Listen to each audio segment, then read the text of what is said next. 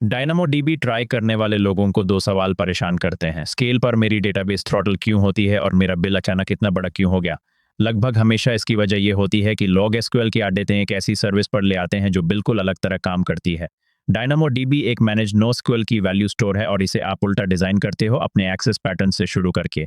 यानी वो एग्जैक्ट सवाल जो आपकी ऐप पूछेगी। सोचो एक ऑटोमेटिक वैलिड कोड चेक, एक टिकट दो और आपका कोड मिलीसेकंड्स में वापस, चाहे गैराज कितना भी भरा हो, लेकिन वापस सिर्फ टिकट से ही मिलेगा। वीडियो के अंत तक आप समझ जाओगे कि क्यों, और हम वो एक डेमो चला कर दिखाएंगे जो बाकी वीडियोस छोड़ देते हैं। एक स्कैन जो हर आइटम का बिल लेता है, फिर यूज लाइव एक इंडेक्स से ठीक करेंगे। तो आप माइंडसेट शिफ्ट। एक रिलेशनल डेटाबेस में आप अपना डेटा साफ सुथरी टेबल्स में मॉडल करते हो, फिर बाद में जैसे चाहो क्वेरी करते हो। DynamoDB में आप इसे पलट देते हो, पहले सवाल लिखते हो, फिर अपनी कीज डिजाइन करते हो उन सवालों का जवाब देने के लिए। एक ऑर्डर्स ऐप के लिए सवाल हो सकते हैं, एक यूजर को आईडी से चालो कंसोल में एक टेबल बनाते हैं। और ध्यान दो, आरडीएस से पहला बड़ा फर्क, कोई इंस्टेंस लॉन्च नहीं करना, कोई सर्वर साइज नहीं करना।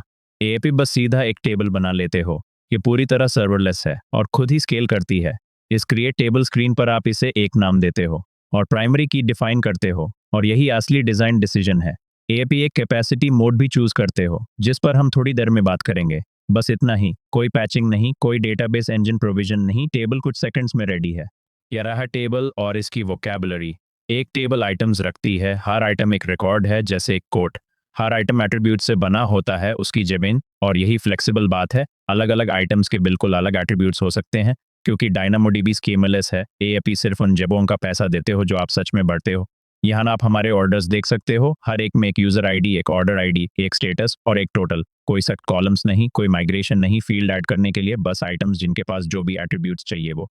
एब इसका डायल कीज, पार्टीशन की आपका टिकट नंबर है। DynamoDB इसे एक हैश से चलाता है जो तुरंत डिसाइड करता है कि कौन सी फिजिकल पार्टीशन, कौन से रैक पर आपका आइटम रहता है, तो आप यूज कांस्टेंट टाइम में निकाल लेते हो। इसे हाई कार्डिनलिटी होना चाहिए, जैसे एक यूजर आईडी, ताकि लोड बार बार बांट जाए। ऑप्शनली आप एक सॉर्ट की ऐड करते हो उस रैक पर पैक की पोजीशन, जो एक पार्टीशन के अंदर आइटम्स को ऑर्डर करती है और आपको रेंज और बिगिंस विद क्वेरीज करने देती है। मिलकर पार्टीशन और सॉर्ट की दोनों मिलाकर यूनिक होनी चाहिए। यही कॉम्पोजिट की वो तरीका है जिससे आप रिलेशनशिप्स मॉडल करते हो।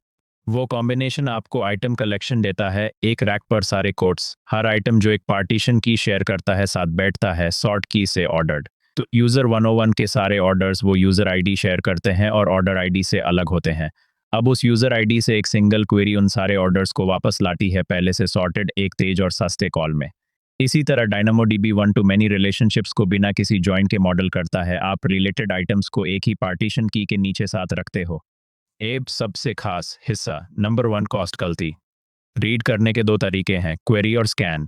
एक क्वेरी पार्टीशन की यूज करके सीधे सही रैक तक छलांग लगाती है, तेज और सस्ती। एक स्कैन पूरी टेबल पढ़ती है, हर एक आइटम, फिर फिल्टर करती है। कंसोल देखो, इस स्कैन ने 5 आइटम्स लौटाए, लेकिन उसने पांचों को स्कैन किया और हर एक के लिए रीड कैपेसिटी कंज्यूम की, उन आइटम्स के लिए भी जो आपको नहीं चाहिए थे। लाखों रोज वाली टेबल पर एक स्कैन लाखों पढ़ती है और आपका बिल लेती है। ये वो कस्टमर है जो अपनी टिकट भूल गया, तो वॉलेट पूरा गैराज चलकर हर कोड के लिए चार्ज करता है। स्कैन से लगभग हमेशा बचो।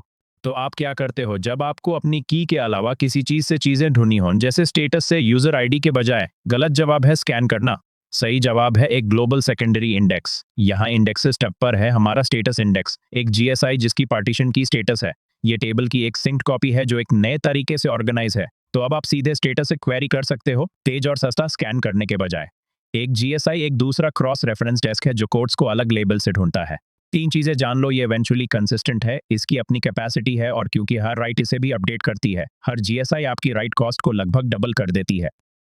असल में 2 तरह के सेकेंडरी इंडेक्स होते हैं और लॉग इन्हें गड़बड़ा देते हैं। एक ग्लोबल सेकेंडरी इंडेक्स की पार्टीशन की अलग होती है, एक बिल्कुल नया एक्सेस पैटर्न सपोर्ट करता है, इवेंचुअली कंसिस्टेंट है, अपनी कैपेसिटी रखता है और आप इसे कभी भी ऐड कर सकते हो। एक लोकल सेकेंडरी इंडेक्स वही पार्टीशन की रखता है, लेकिन अलग सॉर्ट की, बस उसी रैक की एक अलग ऑर्डरिंग। ये स्ट्रांगली कंसिस्टेंट हो सकता है, लेकिन इसे टेबल के साथ ही बनाना पड़ता है और आपके पास ज्यादा से ज्यादा 5 हो सकते हैं। नियम चीजें ढूंढने का नया तरीका मतलब जीएसआई, सिर्फ अलग सॉर्ट ऑर्डर मतलब एलएसआई। एक ट्रैप जो लोगों को चौंका देता है, काफी कैपेसिटी वाली टेबल जो फिर भी थ्रॉटल होती है। ये है हॉट पार्टीशन। अगर आप एक लो कार्डिनलिटी पार्टीशन की चुनते हो, मानो एक स्टेटस जो सिर्फ एक्टिव या इनएक्टिव है, तो आपका सारा ट्रैफिक एक या दो फिजिकल पार्टीशंस पर जाम जाता है, एक ओवरवर्क्ड रैक पर, और वो रिक्वेस्ट थ्रॉटल हो जाती हैं चाहे टेबल पूरी तौर पर मुश्किल से बिजी हो।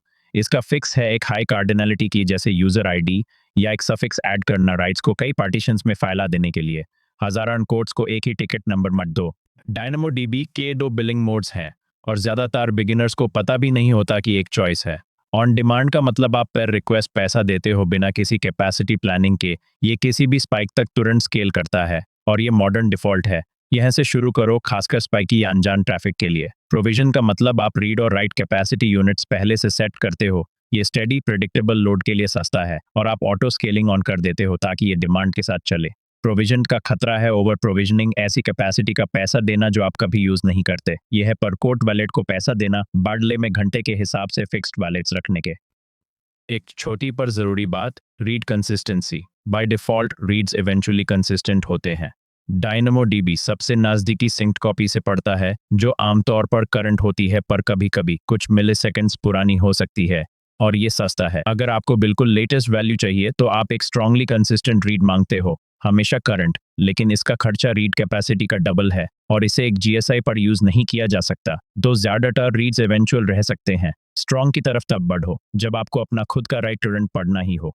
एआईपी सिंगल टेबल डिजाइन के बारे में सुनोगे तो चलो इसे बिना डराए समझाता हूँ। ये एक एडवांस पैटर्न है जिसमें आप कई entity types, users, orders, products को एक टेबल में डालते हो जेनेरिक ओवरलोडेड कीज और आइटम कलेक्शंस यूज करके, ताकि एक सिंगल क्वेरी कई एक्सेस पैटर्न्स एक साथ पूरी कर सके। ये स्केल पर पावरफुल है, लेकिन ये रही सच्ची बात, आपको इसे पहले दिन नहीं चाहिए। एक टेबल पर एंटिटी से शुरू करना बिल्कुल ठीक है और आप बाद में इवॉल्व कर सकते हो। सोचो एक मेगा कोड चेक जो कोट्स, बैग्स और अम्ब्रेलाज रखता है, टाइप टिकट से सॉर्टेड। डायनामोडीबी के कुछ पावर फीचर्स हैं जिनके नाम जानना ठीक है।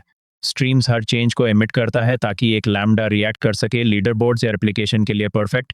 टीटीएल पुराने आइटम्स को खुद एक्सपायर कर देता है। सेशंस या शॉपिंग कार्ट्स के लिए बढ़िया। ट्रांजैक्शंस आपको कई आइटम्स पर ऑल और नथिंग राइट्स देते हैं। डैक्स बिल्कुल गर्म रीड्स के लिए एक micro second in memory cache है। ग्लोबल टेबल्स रीजन्स के बीच रेप्लिकेट करती हैं। एक्टिव एक्टिव और पॉइंट इन टाइम रिकवरी आपको पूरी टेबल को पिछले 35 दिन के किसी भी सेकंड तक रिवाइंड करने देता है। आपको ये सब एक साथ नहीं चाहिए, बस जब वक्त आए तब सही वाला उठा लो। आखिर में कॉस्ट और डिसीजन। फ्री टियर आपको 25 गीगाबाइट स्टोरेज प्लस 25 रीड और राइट कैपेसिटी यूनिट्स देता है। और याद रखो असली बिल कहाँ से आते हैं। स्कैन्स, एक हॉट या ओवर प्रोविजन टेबल और भूल हुए जीएसआई जो आपकी राइट्स डबल कर देते हैं। रहा में डायनामोडीबी वर्सेस आरडीएस। डायनामोडीबी चुनो नोन एक्सेस पैटर्न्स के लिए मैसिव स्केल पर predictable single digit millisecond latency के साथ। आरडीएस या ऑरोरा चुनो जब आपको रिलेशंस, जॉइंट्स और एड हॉक क्वेरीज और रिपोर्टिंग चाहिए। यह है ऑटोमेटिक टिकट वाले वर्सेस एक लाइब्रेरियन अपने कार्ड कैटलॉग के साथ। और हमेशा टीयर डाउन करो टेबल और उसके इंडेक्सेस डिलीट करो ताकि बिल जीरो हो जाए। कोड चेक को समझ लो और डायनामोडीबी डरावनी नहीं रहेगी। हर सर्विस को अपना अलग डीप डाइव मिलेगा। तो वियान क्लाउड सब्सक्राइब करो और हम AWS को सिंपल बनाते रहेंगे असली एग्जाम्पल्स के साथ।